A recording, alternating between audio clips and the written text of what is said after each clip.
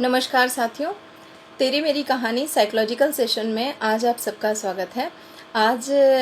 हम जिस विषय पर चर्चा करेंगे उससे पहले मैं दो लाइन आप लोगों को ज़रूर सुनाना चाहती हूँ। और क्योंकि ये लाइनें अक्सर मुझे तब कहीं से कनेक्ट होती हैं जब इतने लंबे समय की प्रैक्टिस के दौरान जब एक रियल इंटरनल एक पूरा एक चेहरा, पूरा एक अंदर के बहुत सारे इमोशनल एरियाज़ जब लोगों के साथ कनेक्ट होते हैं और उनको समझ पाती हूँ, तो कुछ लाइनें आज ज़रूर याद आई हैं जो आपसे शेयर करूँगी। और फिर हम अब बढ़ते हैं अपने आज के विषय की तरफ। आँखें छोटी पड़ जाती हैं, आँखें छोटी पड़ जाती हैं, इतने मंजर बिखरे हैं। आँखें छोटी पड़ जाती हैं, इतने मंजर बिखरे हैं। जब लोगों से बात करी तब यह जाना है, हर एक चेहरे पर एक चेहरा, सब अंदर अंदर बिखरे हैं। तो जी हाँ, यही साइकोलॉजिकल सेशंस को जो मोटिवेट करते जा रहे हैं, उतने चेहरे, उतनी बातें और उनकी सबकी चर्चाएं। तो हर दिन कुछ कहानियों से हमारी कहानियाँ जुड़ती चली जा रही हैं और हम हर दिन कुछ कहानियों को और बढ़ाते जा रहे हैं। तो आज की कहानी में जो एक सबसे एक रोमांचक और सबसे जो एक अच्छा विषय है वो है सोशल कॉग्निशन, जिसकी चर्चा हम इससे पहले सेशन में कर चुके हैं। तो क्यों सोशल कॉग्निशन हर एक व्यक्ति के लिए ज़रूरी है और कैसे इसको डेवलप किया जाए, कैसे इसका असर पड़ता है हमारी पर्सनालिटी पर, हमारी सोच पर, और हम इसको किस तरीके से संभाल के रखें और सोचें कि शायद लाइफ में इंजीनियरिंग, डॉक्टरी या कोई और ऐसी प्रोफेशनल पढ़ाई से भी ज़्यादा कुछ और भी चीज़ें ज़रूरी हैं, जहां हम सोचते हैं कि हमारा लॉजिकल अच्छा होना चाहिए, इमोशनल अच्छा होना चाहिए, हमारे अंदर ए क्वालिटी होनी चाहिए, बी क्वालिटी होनी चाहिए, जिसके पास ये वाली क्वालिटी है वो बहुत अच्छा है, जो बहुत अच्छे दोस्त बनाता है वो बहुत अच्छा है, जो बहुत बातें कर पाता है वो बहुत अच्छा है, जो चुपचाप रहता है वो शायद कम अच्छा है, या वो इंट्रोवर्टेड है। तो इस तरीके की बहुत सारी चीज़ें, बहुत सारे वर्ड, बहुत सारी ऐसी सेंटेंसेस आपने सुने होंगे जो हम ऐसे ही बहुत हंसी मजाक में लोगों के ऊपर लेबल कर देते हैं। तो सोशल कॉग्निशन में जब हम बात करते हैं, हम लास्ट सेशन में बात कर चुके हैं स्कीमा की और एटीट्यूड की। कैसे स्कीमा हमारी मेंटालिटी को डेवलप करता है, हमें एक विज़न देता है खुद को समझने के लिए और दूसरों को समझने के लिए, और उसके बाद हम तुरंत ही हमारा सोशल कॉग्निशन एक एटीट्यूड डेवलप कर लेता है अपने लाइकिंग एरियाज़ और अपने डिसलाइक्स को क्लियर करने के लिए। जैसे ही हम एडल्टहुड में कदम रखते हैं तो हमारा एटीट्यूड डेवलप हो चुका होता है और उसके बाद हम सिर्फ स्टेटमेंट को डिलीवर करते हैं, मुझे ये पसंद है, मुझे ये नहीं पसंद है, मैं ये करना अच्छा लगता है और मुझे ये करना नहीं अच्छा लगता। और उसके बाद हम लोगों को कह देते हैं ये बहुत रिजिड है या इसका एटीट्यूड ख़राब है। तो हमें उसमें बहुत एडल्टहुड में, यानी कि 18 साल से पहले के पोजीशन पर ध्यान देना पड़ेगा। तो आज हम बात करते हैं कि जब हमारा एटीट्यूड डेवलप हो गया तो यानी कि हम एडल्टहुड में आ गए, लेकिन जब तक हम अंडर डेवलपिंग फेज़ में हैं, यानी कि जो एक बच्चा है, चाइल्डहुड हमारा चल रहा है और उसके बाद हमारा एडोलसेंस और टीनेजर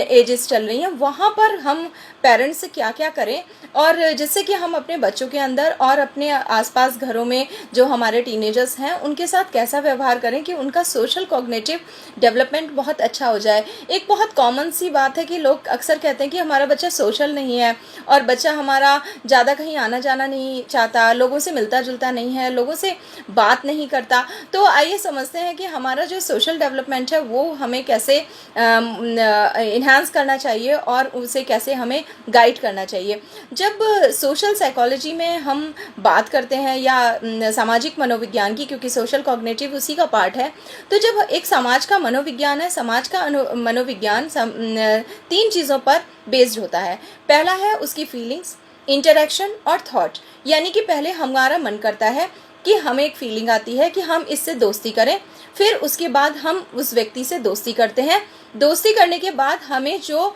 अनुभव होता है वहाँ से हमारे विचार बन जाते हैं और जो ये थॉट बने हैं यही हमारा कॉग्निशन है। तो यानी कि हमारा लोगों से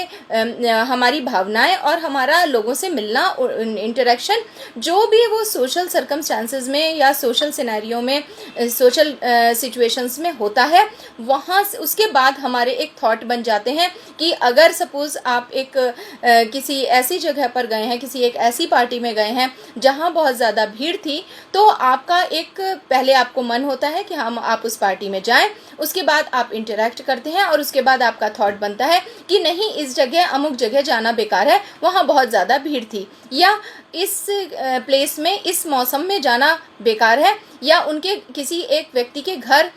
रात में जाना बेकार है, क्योंकि रात में आपके जो भी आपकी कंडीशन है, जो आपकी रिक्वायर्ड सुटेबिलिटी आपको देनी चाहिए थी, वो आपको नहीं मिलती। तो आप वहाँ से एक थॉट बना लेते हैं कि इनके घर जाना बेकार है, या इस व्यक्ति से संबंध रखने बेकार है। इस तरीके के जितना भी एक चर्चा हम अपने घरों में करते हैं, वो सब कुछ हमारे घर के बच्चे और टीनेजर्स सब सुन रहे होते हैं। तो यानी कि हमारा जो चश्मा है, हमारे जो व्यूज़ हैं, हमारे जो थॉट हैं, वो आराम से बच्चे तक पहुंच जा रहे हैं, और हम बिना ये सोचे कि उसके सेल्फ कॉग्निटिव को हम कैसे अच्छा या हेल्दी करें, हमें ये पता भी नहीं होता अनकॉन्शियसली हम बच्चे को क्या चीज़ दे रहे हैं और ये ज़रूरी भी है या नहीं ज़रूरी है। तो यहाँ पर बात एक और आती है कि क्या घर में लोग बात ना करें? बिल्कुल, आप जो भी एडल्टहुड में हैं वो बात करें, लेकिन हमको वहाँ पर करेक्शन ज़रूर करना होगा जब हम ये देखें कि हमारा बच्चा उन चीज़ों को किस तरीके से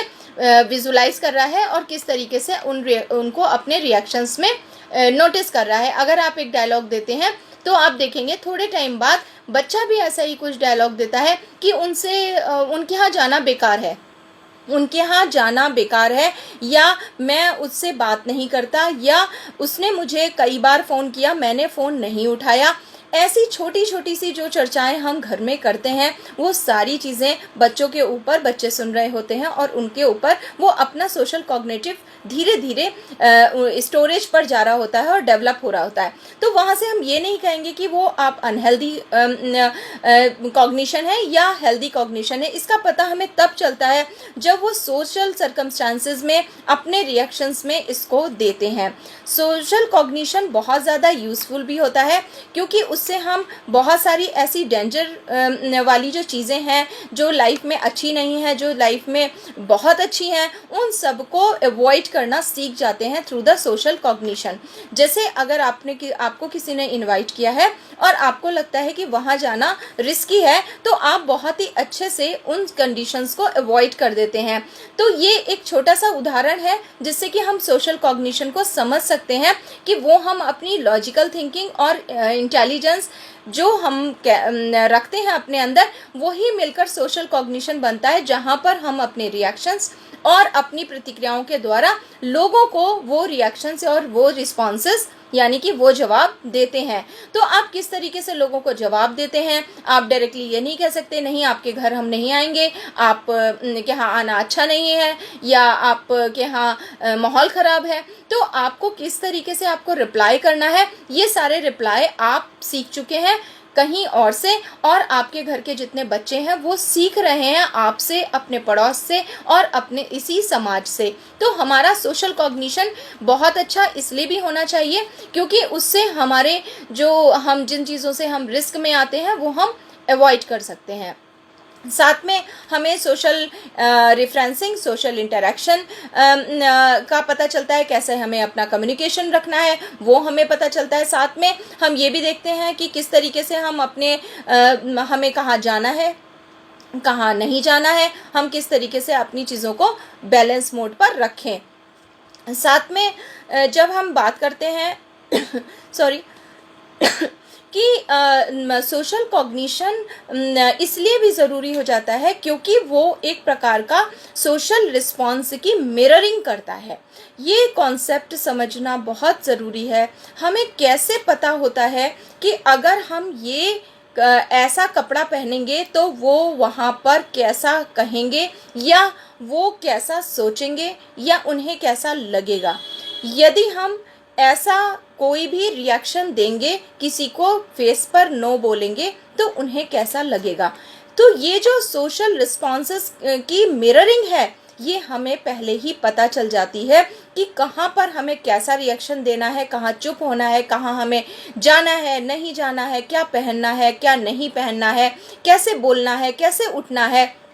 ऑटोमेटिकली ही हमारे ब्रेन में, हमारे अंदर सोशल रिस्पॉन्सेस की मिररिंग हो रही होती है। यानी कि जब ऐसी कोई सिचुएशन आएगी, हम उससे पहले ही जवाब और उससे पहले ही सारे रिएक्शंस को जानते हैं। साथ में हम आसपास के समाज के बारे में जान लेते हैं। हम जो एक उत्तेजना है समाज की, हमें पता होता है क्या चीज़ समाज को एक स्टिमुलेट करती है, हमारा कौन सा रिएक्शन समाज को अच्छा लगता है, हमारा कौन सा रिएक्शन समाज को नहीं अच्छा लगता है, या समाज मीन्स लोग। तो हमें वो भी सोशल कॉग्निशन का हिस्सा बन जाता है, हमें पहले से पता चल जाता है। सोशल सिग्नल्स जो हैं वो हमें इंफॉर्मेशन का कन्वे करते हैं। सोशल सिग्नल जैसे किसी की मल्टीनेशनल में जॉब लग गई तो हम सोशल सिग्नल्स हैं कि अरे वाह बहुत अच्छी बात है, तो ऐसे जो रिस्पॉन्सेस हैं उसे हमें इंफॉर्मेशन मिल गई। अच्छा,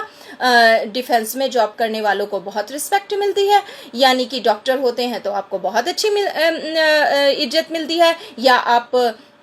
बहुत अच्छे किसी मल्टीनेशनल में अच्छा पैकेज पाते हैं तो लोग आपको बहुत अप्रिशिएट करते हैं। तो हमें पहले से ही सोशल कॉग्निशन के थ्रू लोगों के द्वारा दिए जाने वाले रिस्पॉन्सेस, उनके सिग्नल्स और उनके स्टिमुलेशन एरियाज के बारे में सारी जानकारी हो जाती है। अगर किसी भी व्यक्ति का सोशल कॉग्निटिव एरिया अच्छा नहीं होता तो वो बहुत सारी ऐसी न्यूरोलॉजिकल प्रॉब्लम्स में आ जाता है। वो न्यूरोलॉजिकल प्रॉब्लम्स बहुत सारी साइकोलॉजिकल और साइकोपैथोलॉजिकल होती हैं। अगर हम साइकेट्रिकल एरिया में बात करें तो हम देखते हैं कि शिज़ोफ्रेनिया, मूड डिसऑर्डर और इवन ऑटिज्म, इस तरीके की जितनी भी कंडीशन है वो सारी कंडीशन इसी तरीके की चीज़ों से क्रिएट होती हैं, क्योंकि वहाँ पर सोशल कॉग्निटिव लेवल का अभाव होता है या वो एरिया जो है वो हमारा इम्पेयर्ड होता है। तो वहाँ पे उन्हें नहीं पता होता कि कैसे समाज में उनके रिएक्शंस को, वो लोगों के रिएक्शन से नहीं पता करते उनको रिएक्शन कैसे देना है, और उन लोगों को नहीं पता होता कि किस तरीके से वो रिएक्ट करें। तो अगर हम चाहते हैं कि किसी भी तरीके के हम साइकोलॉजिकल या सोशल कॉग्निटिव लेवल के इम्पेयरमेंट में ना आए तो हमें कुछ एरियाज़ को ऑल्टर करना होगा। अगर हम उसे इन एडल्टहुड हैं, अगर हम उसे अर्लियर ऑल्टर कर लेते हैं तो हमारा एक सोशल परसेप्शन चेंज हो जाता है, साथ में हमारी सोशल अंडरस्टैंडिंग चेंज हो जाती है, हम लोगों को समझना शुरू कर देते हैं। जब हमारा परसेप्शन और हमारी अंडरस्टैंडिंग चेंज हो जाती है, वहाँ से हमारी social decision making power generate हो जाती है, यानी कि किसके सामने बोलना है, किसके सामने नहीं बोलना है, और कब आपको कहाँ जाना है और कब नहीं जाना है, रात के 2 बजे नहीं जाना है, सुबेरे जो है टाइम पर उठना है। तो इस तरीके से सोशल परसेप्शन का ये भी एक पार्ट हो जाता है। जैसे बच्चों को सबको पता होता है कि सुबेरे 11-12 बजे तक सोना अच्छी बात नहीं है। उसके बाद हमारे जो बच्चे हैं, अगर हम इस पर रिएक्शन नहीं देते हैं तो वो देर तक सोचते हैं। हमें उन्हें ये कम्युनिकेट करना होगा कि socially this behaviour is not acceptable.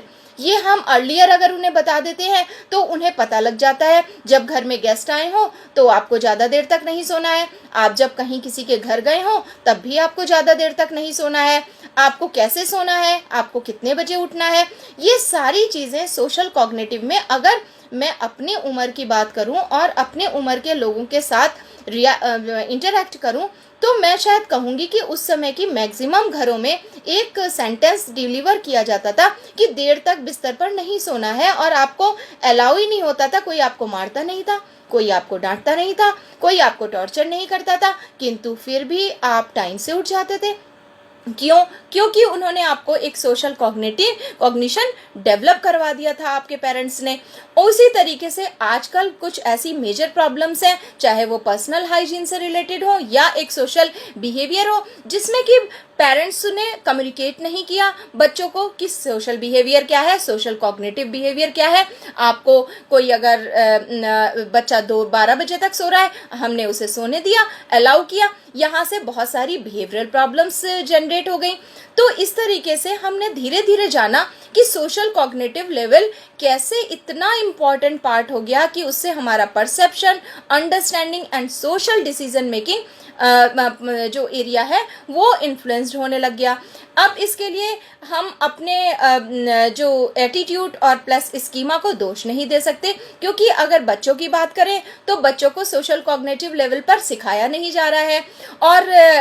अगर एडल्टहुड की बात करें तो उसने अपना एक एटीट्यूड ऑलरेडी डेवलप कर लिया है जिससे वो चेंज नहीं करना चाह रहा है। तो इस तरीके से सबसे पहले अब हम बात करेंगे कि पेरेंट्स अपने बच्चों के लिए अर्लियर स्टेजेस में क्या करें जहां से उनका सोशल कॉग्निटिव लेवल बहुत अच्छा हो जाए, और साथ में हम लास्ट में अडल्टहुड पे भी बात करेंगे कि अडल्टहुड के लोग अपने सोशल कॉग्निशन को अब कैसे अच्छा कर सकते हैं और वो कौन कौन से एरिया है जिसमें वो अब अच्छा कर सकते हैं, और बाकी उन्हें अपने सोशल कॉग्निटिव लेवल पर फ्लैक्चुएट होना पड़ेगा, फ्लेक्सिबल मोड पर होना पड़ेगा। जो रिजिड और स्टबर्न पैटर्न उन्होंने एडेप्ट कर लिए हैं उन एडेप्टेशन को उनको बाय बाय कहना होगा। तो सबसे पहले जिनके अंदर डेवलप नहीं हुआ है उनको कैसे डेवलप करें वो समझ लेते हैं। जब हम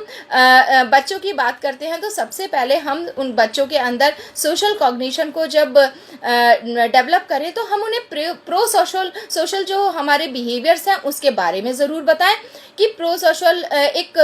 कैसे आप बैठते हैं, कैसे आप उठते हैं, यानी इसके लिए आपको अपने बच्चों को अर्लियर स्टेजेस पर थोड़ा थोड़ा सा टोकना होगा, बोलना होगा। तो टोकने पर अगर हम बात करते हैं तो बच्चे चिढ़ जाते, क्यों? क्योंकि आप उनको 2 साल से, जब वो 2 साल के होते हैं तब से टोकना शुरू नहीं करते, आप उनको 5 साल और 6 साल के बाद टोकते हैं। वहाँ से 2 साल से लेके 5 साल तक वो 3-4 साल की प्रैक्टिस कर चुके होते हैं। आप कहते हैं कि जब आपकी लड़की बड़ी हो गई है, 11 साल की, 12 साल की हो गई है, तब आप उसे अपना बैठने का तरीका बताते हैं, और जब तक वो 4 साल की थी आप उसे नहीं बताते। इट्स बेटर कि आप अपने लड़के और लड़की दोनों को ही बैठने का तरीका, खड़े होने का तरीका, सोने का तरीका 2 और 3 साल, मतलब 2 और 2.5 साल से ही शुरू कर दें, जिससे कि वो 3 साल से ही एडेप्टेशन में आ जाएगा कि सामाजिककरण और सामाजिक व्यवहार क्या होता है।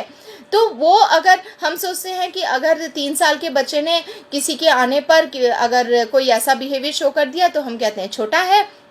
जब वही बिहेवियर बड़े होके करता है तो हम कहते हैं ये अब एक्सेप्टेबल नहीं है। आपको 2 साल से ही बताना पड़ेगा कि अगर वो किसी मेहमान के आने पर, किसी गेस्ट के आगे या किसी और भी सोशल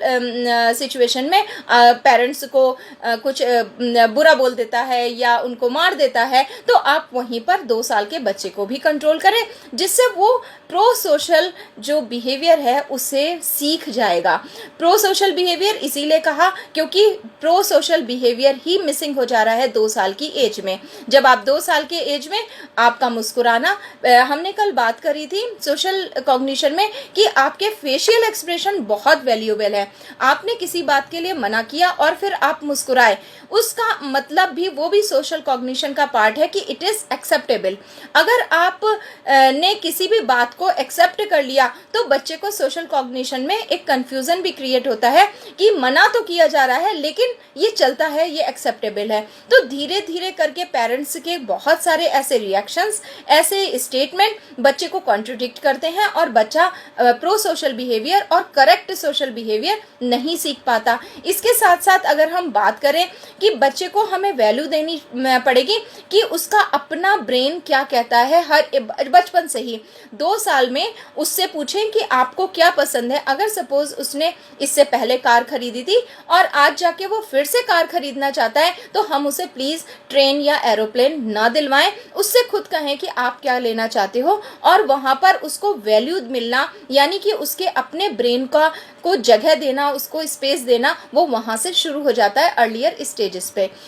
इसके बाद अगर हम बात करें कि स्पेसिफिक इंडिविजुअल या फैमिली के साथ उसके कैसे रिलेशंस होने चाहिए, उस पर हमें काम करना होगा कि किस तरीके से एक बच्चा एक ऐसे सिनेरियो में कि वो अपने पेरेंट्स के साथ कैसा बिहेवियर करता है, साथ में अपने स्कूल के मेट्स के साथ कैसा बिहेवियर करता है, अपने टीचर्स के साथ कैसा बिहेवियर करता है, और इसके साथ साथ आपके घर में आने वाली मेट्स के साथ वो कैसा बिहेवियर करता है। आपको उसे सोशल कॉग्निशन में बताना पड़ेगा। मैंने बहुत सारे प्रैक्टिसेस में देखा है कि बच्चे उनके घरों में काम करने के लिए जो मेट्स आती हैं उन्हें स्प्लिट कर रहे होते हैं और उन्हें मार रहे होते हैं और उनको पुश कर रहे होते हैं, जिसमें कि घर के ही लोग उनको उस सोशल बिहेवियर के लिए अवेयर नहीं कराते, कुछ बोलते भी नहीं और वहाँ पर बल्कि उसको मुस्कुराते हैं और एक बार बहुत ही स्मार्टली सॉरी बुलवा देते हैं। इस तरीके से आप एक और नए गलत, एक रॉन्ग सोशल कॉग्निटिव बिहेवियर को बच्चे के अंदर इंसर्ट करा रहे हैं कि आप किसी को भी पुश कर सकते हैं, you have a complete right, क्योंकि आप छोटे हैं। और आपको जब भी आप किसी ऐसे वीक सेक्शन में हैं या आप कमज़ोर हैं या छोटे हैं उम्र के, तो आपके जो भी गलतियां हैं उन्हें एक्सक्यूज़ किया जा सकता है और आप सॉरी बोल सकते हैं, तो उसमें आपको एक स्माइल भी मिलती है और साथ में आपको गले भी लगा लिया जाता है। अगर ऐसा कोई भी बिहेवियर बच्चा करता है तो वहाँ पर फर्स्ट आपका रिएक्शन क्या था, चाहे बच्चा 2 साल का था या बच्चा 1.5 साल का था। अगर बच्चे ने अपने आप चलना शुरू कर दिया है, अपने हाथ से अपना बिस्किट पकड़ के खाना शुरू कर दिया है, आप समझ जाइए child is ready to give the social cognitive cognition, उसके अंदर देना हम शुरू कर दें। यहीं पर मैक्सिमम फैमिलीज में लेट हो रहा है। हम उनको तब सोशल कॉग्निटिव बिहेवियर को ट्रांसफ़र करते हैं जब वो 5 साल और 6 साल के हो गए हैं, और या फिर स्कूल ही इसको ट्रांसफ़र कर रहा होता है, जहाँ से बच्चा 50-50%, फिर बच्चा अपने आप ही चीज़ों को ले रहा होता है, अपने आप छोड़ रहा होता है। वहाँ पर पेरेंट का रोल बहुत कम ऑटोमेटिकली होता चला जाता है। अर्लियर, जितना अर्ली इंटरवेंशन, जितना अर्लियर, जैसे ही बच्चे ने चलना शुरू किया, अपनी चीज़ों को खाना शुरू किया, आपका डायलॉग उसे समझ में आ गया कि बेटा चॉकलेट ले लो, बस आप समझ जाइए कि अगर बच्चे को ये डायलॉग समझ में आ गया तो वो रेडी है सोशल कॉग्निटिव बिहेवियर को लेने के लिए, और अब आपका टाइम शुरू हो गया कि आप इस ट्रेनिंग को शुरू कर दें। साथ में अगर हम बात करें कि कैसे आप बच्चे की इस तरीके के बिहेवियर को उसे अवेयर कर सकते हैं कि वो लोगों के साथ किस तरीके का बिहेवियर करे, कैसे इमोशंस दिखाए, अपनी डिज़ायर्स को, अपने मोटिव्स को और अपनी फीलिंग्स को किस तरीके से वो बेटर बनाए और कैसे वो इसको शो करे, उसके लिए हम जानेंगे कि हमें सबसे पहले, जैसे मैंने इससे पहले भी एक सेशन में बात करी थी, कि बच्चे को सारे जितने इमोशंस हैं उसके बारे में पता होना चाहिए कि मेरे जो है ये इमोशंस हैं और मैं इन इमोशंस में आज जो हूँ इस इमोशन के साथ डील कर रहा हूँ। तो अगर आप सोशल कॉग्निटिव स्किल्स को बच्चों के अंदर डालना चाहते हैं तो उनके डालने से बच्चे एक तो strong personality, strong language ability और साथ में एक बहुत ही अच्छे बेटर कम्युनिकेटर बनते हैं। आई थिंक कि सारे पेरेंट्स को बच्चों का सोशल कॉग्निटिव स्किल और प्लस एक स्ट्रॉन्गर लैंग्वेज और पर्सनालिटी और साथ में उनका एक प्रभावी तरीके से बोलना, ये सारे ही पेरेंट की रिक्वायरमेंट होती है कि उनका बच्चा समझदार हो, उनका बच्चा बहुत अच्छे से आगे बढ़कर बातचीत कर पाए, यानी कि सोशल सर्कमस्टांसेस में रेसिप्रोकेट कर पाए, और साथ में वो उसकी लैंग्वेज पर एक बहुत अच्छी पकड़ हो, उसे आता हो कि कैसे सेंटेंस को फॉर्म करते हैं और कैसे बनाते हैं। उसे पता होता है बट वो सोशल सिचुएशंस में बोलता नहीं है या बोल नहीं पाता। तो ये अगर आप अर्लियर स्टेजेस में अपने बच्चों के अंदर डालते हैं तो बच्चा एक बहुत ही अच्छी पर्सनालिटी, कम्युनिकेटर और साथ में एक लैंग्वेज पर उसकी बहुत अच्छी पकड़ होती है। यहाँ पर आप अपने बच्चों को बताइए कि आप अगर गुस्सा हैं और या आप किसी भी तरीके से खुश हैं, आप वहाँ पर क्यों की ज़रूर लगा के अपनी खुशी का या अपने दुख का इजहार करें। सबसे पहले कि मैं इस बात से दुखी हूँ क्योंकि मुझे पापा ने डांटा था, या मैं इस बात से दुखी हूँ क्योंकि मेरा आज फ्रेंड स्कूल नहीं आया, या मैं इस बात से दुखी हूँ क्योंकि मम्मी बीमार है। बच्चे को पूछिए जब भी वो दुखी है, जब भी वो खुश है, आपकी खुशी और आपके दुख का कारण क्या है, क्योंकि से उसका सेंटेंस फुल स्टॉप तक ले जाए। अगर अर्लियर एज में जब बच्चा लैंग्वेज डेवलप हो गया और साथ में अब वो स्पीच पर रेडी है, तो वहीं से स्टार्ट कर दीजिए कि क्योंकि के साथ उसके सेंटेंसेस का ख़त्म होना। साथ में आप अपने बच्चे का अगर कोई भी हमने लास्ट उसमें डिस्कस किया कि आप उसको डिफरेंट फेसेस बताइए, ये रोने वाला फेस, ये हंसने वाला फेस, ये आपका बहुत गुस्से वाला फेस। तो आप अब तो इमोजीज आ गए हैं, तो आप और भी अच्छे तरीके से उन्हें बता सकते हैं कि कौन सा जो फेस है वो किस चीज़ को बताता है। तो वहाँ से उसको इमोजीज सेलेक्ट करवाइए कि या आप किसी एक जगह पर इमोजीज का कैलेंडर लगा सकते हैं जिसमें कि आप बच्चों को 2 साल की उम्र से बताइए कि आप गुस्सा हो कौन सा वाले में आप टिक करोगे, और बच्चा सीख जाएगा कि वो अपने आप आपसे कम्युनिकेशन स्टार्ट हो जाएगा कि अपनी नाराज़गी और अपनी खुशी को हमें पूरा जाहिर करना है। जाहिर ही नहीं करना, हमको अब एक्सप्लेन भी करना है क्यों हम दुखी हैं और क्यों हम खुश हैं। अपने बच्चों से ये ज़रूर पूछिए कि अच्छा दुखी होते हैं तो कैसे लगते हैं, वो क्या पता कोई एक ड्राइंग, यहाँ पे एक छोटी सी स्टोरी बताती हूँ। एक मेरी मित्र है और उनकी बच्ची जब नाराज़ होती थी तो वो एक जगह पर जाकर, बहुत छोटी बच्ची, और एक जगह पर जाके कॉर्नर में कुछ चीज़ों को ड्रॉ करती थी। साथ में जब वो उन चीज़ों को ड्रॉ करती थी तो उसने दिखाया कि जब मम्मी पापा दोनों उससे दुखी हो गए या किसी बात पे नाराज़ हो गए तो वो दिखाती थी कि वो अलग है और मम्मी पापा एक साथ, और मम्मी पापा के पास वो हार्ट सिंबल को रखती थी और वहाँ पर अपने पास या तो कोई सैड फेस को या वहाँ क्रॉस लगा देती थी, मतलब कि मम्मा पापा जो है प्यार से अच्छे से बात कर रहे हैं और जो वो बच्ची है वो बच्ची उनसे अलग है। यानी कि बच्चे को अपनी चीज़ों को कम्युनिकेट करने के लिए उसने पिक्चर और ड्राइंग का सहारा ले लिया। तो इस तरीके से हमें बच्चों को बताना होगा कि आप अपने चीज़ों को कैसे लोगों को बता सकते हो। जब वो आज 2 साल की उम्र में बताएगा, 5 साल में बताएगा, तो वो 14 में भी बताएगा। तो आप लोगों के जो एडोलसेंस और टीनेजर्स को लेकर इश्यूज हैं वो अपने आप ही अर्लियर स्टेजेस से ही मेल्ट डाउन रहेंगे और उन्हें कम्युनिकेशन की आदत पड़ जाएगी। साथ में आप अपने बच्चे को अपॉर्चुनिटी दीजिए कि वो अपने टॉयज को, अपनी कबर्ड को, अपने एरियाज को बहुत ऑर्गेनाइज करके रखें, और उसके साथ साथ आप उसकी जब वो ऑर्गेनाइज करें उसकी फ़ोटोग्राफ खींचिए, अपने रिलेटिव्स को भेजिए, अपने फ्रेंड्स को भेजिए, और साथ में अगर आपके घर कोई आता है तो उसे दिखाइए कि आपके बच्चे ने कितना अच्छा ऑर्गेनाइज किया है। उससे जब उसे प्रेजिंग मिलेगी, यहाँ से भी बच्चे का सोशल कॉग्निशन डेवलप होता है और उसे सोशली उस बिहेवियर को एक्नॉलेज किया जाता है और वहाँ से वो मोटिवेट होता है। तो हम बच्चे से ये कहते हैं आप अपने शू रैक ठीक कर लो, लेकिन उसके आगे जब वो ठीक कर लेता है यानी कि हम उसके प्रेजिंग एरिया और सोशल कॉग्निटिव एरिया के डेवलपमेंट पर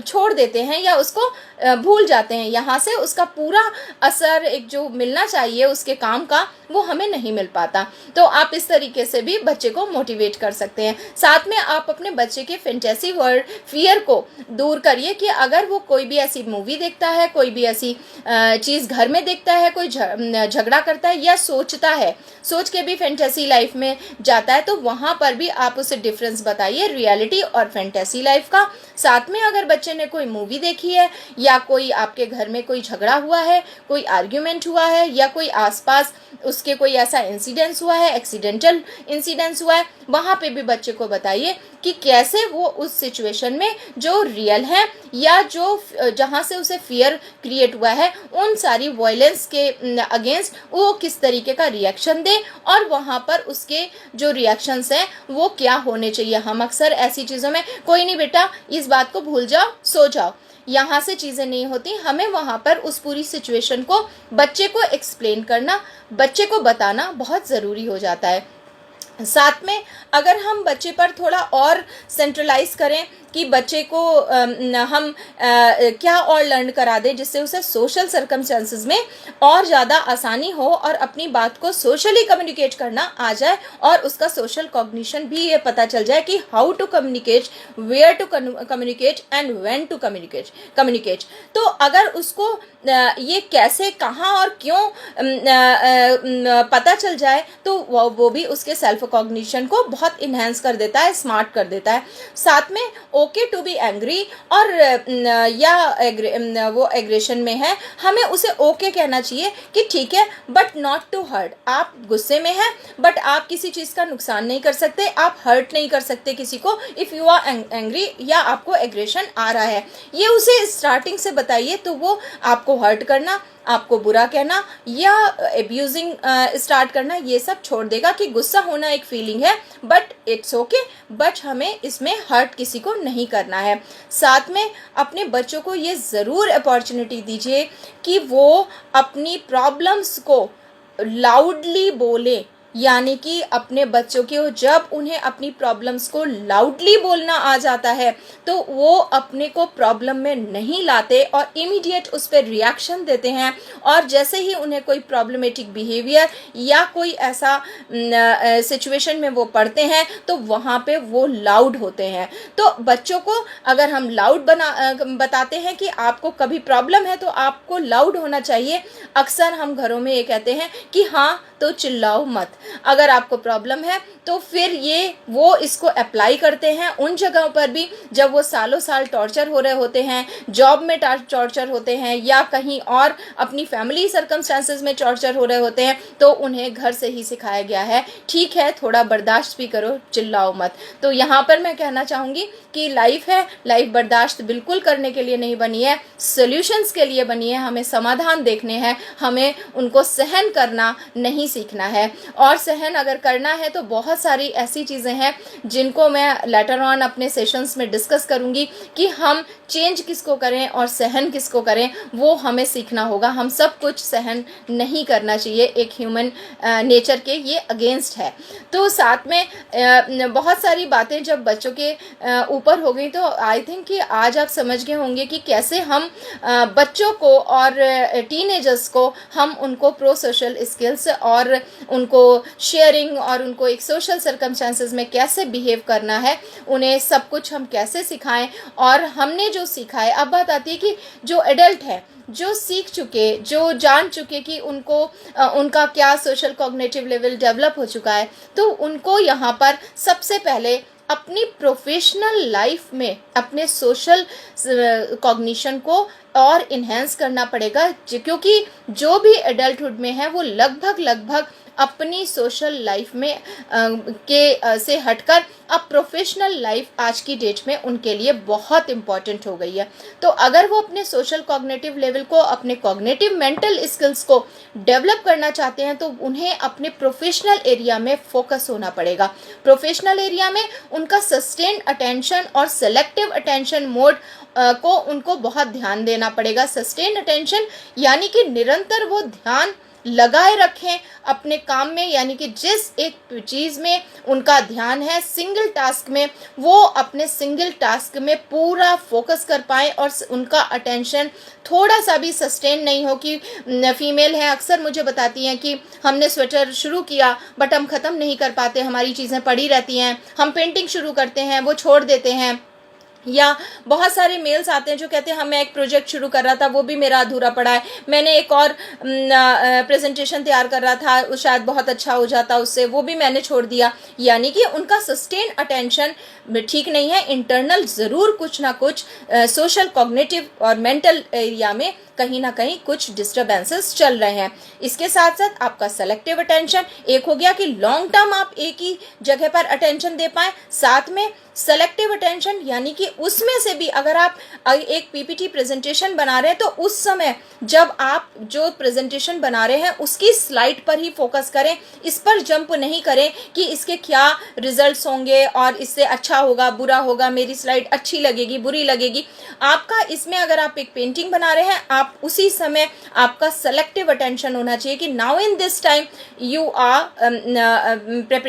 प्रिपेयरिंग अ पेंटिंग, और उसमें अच्छी बनेगी गंदी बनेगी, पसंद आएगी नहीं पसंद आएगी, ऐसे क्वेश्चन मार्क बिल्कुल जगह नहीं देना चाहिए। तो सस्टेन्ड अटेंशन और सेलेक्टिव अटेंशन के थ्रू आप अपनी सोशल कॉग्निटिव स्किल को इन्हांस कर सकते हैं। साथ में आपका डिवाइड अटेंशन, डिवाइड अटेंशन वो होता है कि मैं अभी एक पेंटिंग बना रही हूँ और ये मेरा हो गया कि मैंने अभी करंट इस पेंटिंग पर फोकस हूँ, लेकिन उसके साथ साथ मुझे एक और भी कल कहीं क्लास लेनी है या कल कहीं एक प्रोग्राम करना है, मैं उसके साथ साथ उस काम को भी खींच पा रही हूँ। तो आपको अपनी स्किल, जितनी भी सोशल कॉग्निटिव स्किल है, वो पूरी प्रोफेशनल एरिया पर फोकस्ड करते हुए ध्यान में रखनी है। और आपको अपने अटेंशन एरिया को, आप चाहे इसके लिए मेडिटेशन करें, आप योगा करें, आप मेंटल एक्सरसाइजेस करें, आप काउंसलिंग लें, आप कुछ भी करें, if your attention is not proper, it means कि there is something missing in your social cognitive field. क्योंकि आप सबके लिए जो अडल्टहुड में आ गए हैं या लेट अडल्टहुड में हैं, उन सब के लिए जॉब और उनकी professional life is main priority. तो आपका जो प्रियोरिटी है, वहीं पे आप अपनी सोशल कॉग्निटिव स्किल्स को, वही आपका समाज है और वहीं से आप समाज से जुड़े हुए हैं। तो यानी कि आप थ्रू द प्रोफेशनल लाइफ अपने समाज से जुड़े हुए हैं, तो आपको वहीं अपनी इफिशिएंसी और अपना अटेंशन वहीं क्रिएट करना होगा। साथ में आपको अपनी long term memory, working memory, इन दोनों को इन्हांस करना होगा। यानी कि आपने पहले 2 साल पहले जहाँ थे वहाँ क्या सीखा और आप इस समय जहाँ काम कर रहे हैं वहाँ क्या सीख रहे हैं, आपको दोनों का कोऑर्डिनेशन बना के रखना होगा। तभी आप अपनी सोशल कॉग्निटिव स्किल्स में बहुत अपने आप को प्रेज भी दिलवा पाएंगे और साथ में आपको खुद भी एक कॉन्फिडेंस आएगा, आपकी डिसीजन मेकिंग बहुत अच्छी हो जाएगी कि प्रीवियस एरिया और आपको करंट एरिया, वर्किंग मेमोरी, दोनों में आप स्मार्ट होंगे और साथ में आपको अपनी मेमोरी पार्ट पर बहुत ज़्यादा फोकस रहना होगा। इसके साथ लॉजिकल रीजनिंग, ये आपका बहुत ही अच्छा और कॉग्निटिव पार्ट होता है। लॉजिकल रीजनिंग कि टू बी लॉजिकल, आपको ये आइडेंटिफाई होना चाहिए कि आपका नीड, आपका कंज्यूमर वो कौन है, और जिससे कि आप ब्रेनस्टॉर्मिंग कर सकें और अपने उसकी प्रॉब्लम को सॉल्व कर सकें। यानी कि अगर आपका लॉजिकल और रीजनिंग पार्ट अच्छा है, तभी आप अपने कंज्यूमर को, तभी आप अपने कस्टमर को ठीक से डील कर पाएंगे। यानी कि अगर आप ऑफिस में जॉब करते हैं या बैंक में जॉब करते हैं या कोई भी किसी भी लेवल पे प्रोफेशनल जॉब में हैं, तो वहाँ पर अगर आपकी लॉजिक और आपकी रीजनिंग ठीक होगी तो आपकी ब्रेनस्टॉर्मिंग भी और problem solving attitude automatically develop हो जाएगा। तो अगर आप में से कोई भी मैनेजमेंट में है, मैनेजर लेवल पे काम करता है, या किसी का कोई एक कस्टमर लेवल पे सर्विस प्रोवाइडर है, तो आप सबके लिए भी ये बहुत ज़रूरी हो जाता है कि आप अपने सोशल कॉग्निशन को बहुत स्मार्ट और बहुत एक्टिव रखें। आपका ऑडिटरी प्रोसेस, आपका विजुअल प्रोसेस, ये और आपकी जो प्रोसेसिंग की स्पीड है वो बहुत एक्टिव होना चाहिए। यानी कि ऑडियो और विजुअल से आपका लगातार देखना और देख के समझना और लगातार सुनना और सुन के समझना, ये एक स्पीड के साथ होना चाहिए, स्लो नहीं होना चाहिए। अगर आप सर्विस प्रोवाइडर हैं या आप पब्लिक डीलिंग में हैं, आप कहीं मैनेजमेंट में हैं, तो अगर आप देख के और सुनकर बहुत स्पीड के साथ प्रोसेस नहीं करते तो वहाँ पर आप स्लो कहलाएंगे। और ये जो स्लो पार्ट है, ये सब कुछ ब्रेन के उसी कॉग्निटिव जोन से क्रिएट होता है जिसकी हम बात कर रहे हैं, सेल्फ कॉग्निशन। तो आप अपनी कॉग्निटिव स्किल्स को, आप अपने स्ट्रेस को रिड्यूस करने में, आप अपनी बॉडी पर फोकस करने में, आप अपनी प्रैक्टिस को फोकस करने में, आप अपने ब्रेन की एक्सरसाइज पर फोकस करने में, सभी में आप इसका यूज़ कर सकते हैं। तभी आप रेगुलर योगा भी कर पाएंगे, एक्सरसाइज कर पाएंगे, इवन दो आप अपनी कॉग्निटिव स्किल्स के थ्रू ही पूरे दिन को 24 आवर्स को भी मैनेज कर पाएंगे। समय पे सोना है, समय पे जागना है, कल आपको कहाँ जाना है, कल आपके प्लान क्या है, कल आप कैसे अपनी 24 आवर्स को फोकस करें, ये पूरा सारा ही डिपेंड करता है आपकी कॉग्निटिव स्किल्स और साथ में सोशल कॉग्निटिव स्किल्स पर। तो आप इसको बिल्कुल भी इग्नोर ना करें, ना बच्चों के लेवल पे, ना एडोलसेंट एंड टीनेजर्स के लेवल पे, और ना ही जो एडल्टहुड जो भी इस प्रोग्राम को देखते हैं, बिकॉज ये प्रोग्राम फेसबुक पे है तो ऑब्वियसली फेसबुक पर हमारे एडल्टहुड के लोग हमको ज़्यादा मिलते हैं, तो इसीलिए मैं बार बार उन पर फोकस कर रही हूँ कि वो अपना भी कैसे ख्याल कर सकते हैं। आप इसके साथ साथ इन चीज़ों को भी ध्यान रख सकते हैं कि आप अपने वर्क प्लेस में, अपने CV में, अपने इंटरव्यू में और प्लस अपने कवर लेटर में या प्रेजेंटेशन में कैसे अपने आप को डिफाइन करते हैं। ये भी कॉग्निटिव एंड सोशल कॉग्निशन का ही पार्ट होता है, क्योंकि वहाँ आप खुद को विजुलाइज कर रहे हैं तभी आप दूसरों के सामने उसे प्रेजेंट कर रहे हैं। तो एक यहाँ पर इसको सम अप करूँगी कि आज का जो सेशन है आई थिंक आप सब लोगों के लिए हेल्पफुल होगा। और फिर भी अगर कुछ रह जाता है, कुछ और ऐसा है, कुछ और बहुत सारे ऐसे मेरे व्यूअर्स हैं जिन्होंने मुझे बहुत सारे टॉपिक दे रखे हैं, तो उन सारे अच्छे और नए नए और बहुत ही इमोशनल संवेदनशील टॉपिक्स के साथ आप सबके साथ बहुत जल्दी मिलूंगी। और तब तक आप बने रहिए हमारे हेल्पलाइन नंबर पर 9411731750 और उसमें कनेक्ट रहिए और साथ में हमारा तेरी मेरी कहानी और साइकोलॉजिकल सेशंस को देखते रहिए। और इसके अलावा अगर आपको कोई भी दिक्कत है, कुछ भी है, तो आप प्लीज़ इस चैट बॉक्स में भी मुझे भेज सकते हैं। थैंक यू जो भी लोग भी प्रिया जी, विजय जी, ज्योति, सभी लोग जो भी इसको देख रहे हैं उन सब लोगों का एक बार धन्यवाद। आप सब लोगों का मोटिवेशन, आप सब लोगों का प्यार और आप सब लोगों का विश्वास जो साइकोलॉजिकल सेशंस के साथ है, तभी हम हर बार एक नई कहानी के साथ आपके साथ जुड़ रहे हैं। और अंत में एक अनहेल्दी थॉट, जी हाँ, एक हेल्दी थॉट से हम अनहेल्दी थॉट से रिप्लेस करते हैं एक हेल्दी थॉट को। तो अक्सर जब हमें रात में नींद नहीं आती है, हमारी नींद डिस्टर्ब हो जाती है, तो लोग सोचते हैं कि शायद हमें टेंशन है या स्ट्रेस है। तो यहाँ पे मैं बता दूं आपको, प्लीज़ आप इस थॉट को करेक्ट कीजिए और अपने वाटर इनटेकिंग पैटर्न को चेक कीजिए आज जाकर कि कहीं आपका वाटर इनटेकिंग पैटर्न तो रॉन्ग नहीं है, क्योंकि इन्फ्लेमेशन जब बढ़ जाता है आपके किडनी एरियाज़ में, वहाँ से भी आपकी स्लीप डिस्टर्ब हो जाती है। तो प्लीज़ आप इस हेल्दी थॉट को और अपने अंदर इंसर्ट कीजिए और इसको रखिए और इसको चेक कीजिए और साथ में मुस्कुराते रहिए, हमारे साथ बने रहिए, हमारा तेरी मेरी कहानी साइकोलॉजिकल सेशन देखते रहिए। Thank you so much. नमस्कार।